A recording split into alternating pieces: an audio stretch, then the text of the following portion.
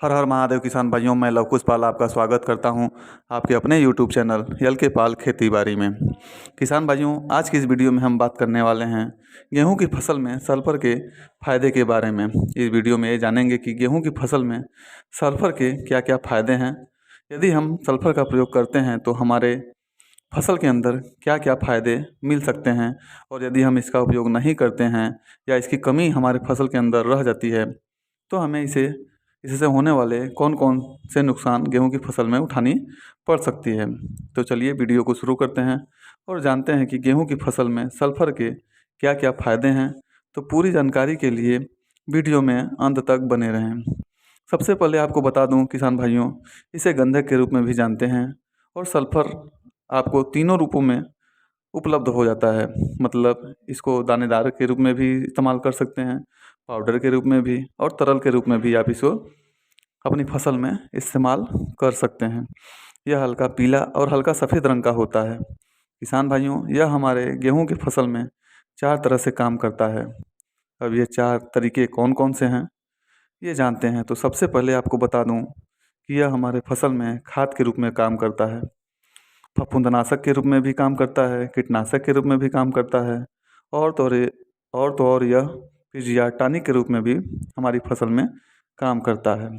किसान भाइयों, आप यदि सल्फर का प्रयोग गेहूं के फसल में करते हैं तो आपके खेत की जो मिट्टी है उसको यह काफ़ी मुलायम और भुरभुरा बना देता है, जिससे कि जो गेहूं के पौधे हैं उनमें काफ़ी ज़्यादा मात्रा में फुटाव, कल्लों की ज़्यादा मात्रा निकलती है और फसल काफ़ी हरा भरा रहता है, जिससे कि उत्पादन काफ़ी ज़्यादा मात्रा में, मतलब औसत से ज़्यादा मात्रा में उत्पादन होता है। क्योंकि आपको तो पता ही है, जितना ज़्यादा कल्ले निकलेंगे उतनी ज़्यादा पैदावारी होगी।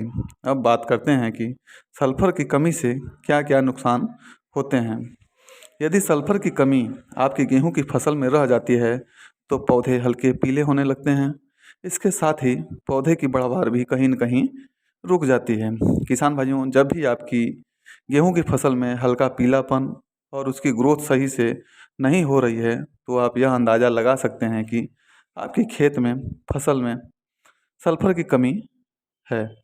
तो आपको उस टाइम अपने खेत में सल्फर का प्रयोग ज़रूर करना चाहिए। अब बात करते हैं यह कीटनाशक के रूप में कैसे काम करता है।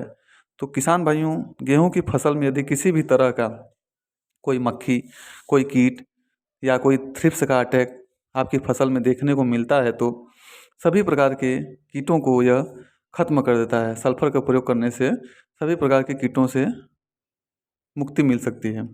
इस प्रकार यह कीटनाशक के रूप में भी काम करता है।